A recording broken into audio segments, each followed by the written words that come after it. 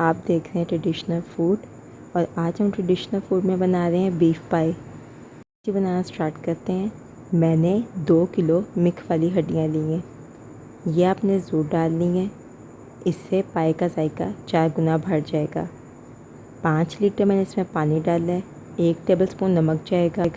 3 पाए लिए हैं गाय के, इनके छोटे छोटे पीस करवा लिए हैं। इनका वज़न तकरीबन 3.5 किलो होगा। इनको हम पकने के लिए रख देंगे।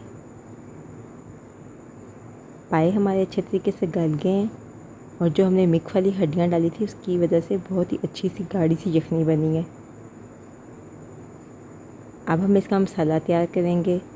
1.5 कप मैंने ऑयल लिया है, आप चाहें तो घी भी ले सकते हैं।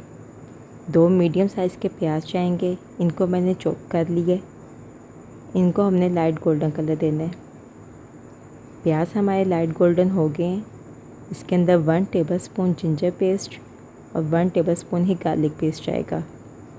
2 मैंने दरमियाने साइज़ के टमाटर लिए हैं, थोड़ा सा पानी डाल के मैंने ब्लेंड कर लिया है, वो भी इसमें जाएंगे।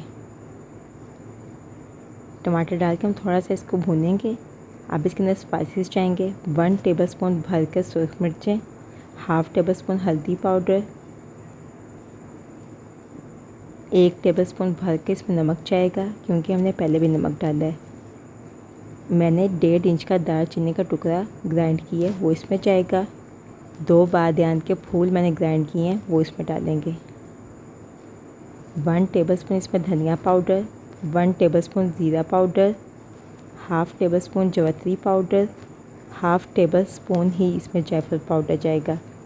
जायफल और जवैत्री आपने ज़रूर डालनी है, इससे बिल्कुल ऐसा फ्लेवर आएगा जो आप बाज़ार से पाई लेकर आए तो उसके अंदर से खुशबू आती है बहुत ही मज़े की, बिल्कुल वैसे ही आएगी। ये आपने ज़रूर शामिल करने हैं। अब हम इसमें थोड़ा सा पानी डाल देंगे ताकि मसाला नीचे ना लगे और अच्छे तरीके से भूना जाए।